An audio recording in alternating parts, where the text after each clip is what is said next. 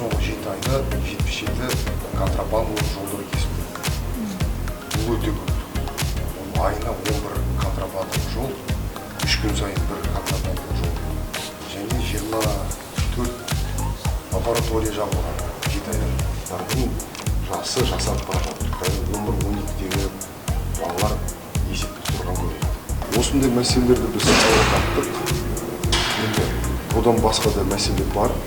Дегенмен біз өте ірі, көлемді, өңірге қарамастан барлығына бірдей мәселелерді алға тарттық. Баспанамен қамту және жұмыссыздық мәселесін жолдау. Бұлардың бір ерекшелігі адам ағзасына тікелей әсер етпейді. Мен жаңа темекі шегу сияқты өкпесін бүлдіріп, болмаса ішкі құрылыстарын бүлдірмейді. Бірақ психологиялық нейрожүйелерді бірден талқанып шығаратын нәрсе. Оны көп жағдайда білдірмейді. Сонымен қатар бізде бір қиын жағдай, оларды анықтайтын лаборатория жоқ. Енді біздің өңірге келетін болсақ, біздің өңірде де жалпы жағдай бірдей. Бізде көбіне жұмыс мәселесі, баспанамен қамту мәселесі өте өткір болды. Дағы 25-тегі азаматтар. Бұлай биологиялық тұрғыдан жас болғанмен өмірлік тұрғыдан жас емес. Мысалы, білесің, Сейсемата қорымында. Енді бұрыннан да білеміз, оның қорымның бар екенін ойлайтынбыз. Үлкен бір ақсақалдар, сондай кісілер жерлеріне шығады. 80% жас жігіттер. Қонай Батыр 29 жасында қайтыс болған. Сүйінқара Батыр 35 жасында қайтыс болған. Бізден де әлдеқайда жас кезінде өмірден өтіп кетті. Сол заманды оларды жас деп кім айтты? Мана айтқанда биологиялық тұрғыдан жас қой енді. Бірақ арқасында үлкен дәурен өтіп кетті ол кісілер. Мен оның туыстарымды естіген кезде әкем айтады, сен жассың ғой. Мен айтатым, сен баяғы Совет үкіметінің 80-ге келгенде бастық болатынынан жаңағы дәуреннен шыққан адам басшылық қызметке барғанда міндетті түрде 80-ге келу керек қой. Сондай жағын қарастырмаймыздар ше.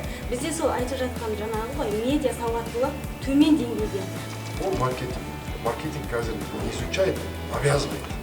Бүгін таң атысымен бір ерекше сұхбат болды. Қазақстан Республикасы президенті жанындағы жастар жөніндегі кеңестің мүшесі Аят Сүгірбай Исатайұлымен керемет сұхбат болды. Еркін форматта айтылған мәселелер, алдағы уақытта көтерілген мәселелер, болашаққа деген жоспарлар, біздің жастарға деген көрсетілген қолдаулар, қандай деңгейде көп нәрселер айтылды, өте керемет болды.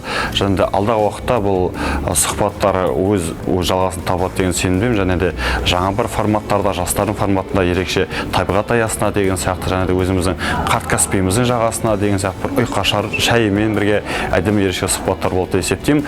Бүгінгі сұхбатқа шақырған ұйымдастырушыларға көп рахмет.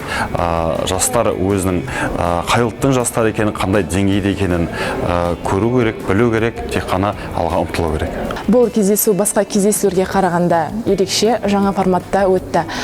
Қатысушылар өздерінің тың идеяларын, жаңа идеяларын ортаға салып, ақпараттармен бөлісті.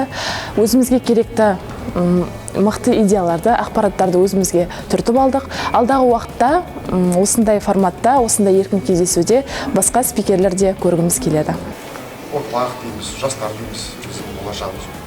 Сондықтан ең алдымен мемлекет жастарға жағдай жасау керек. Ең бірінші жастарға, балаларға, жастарға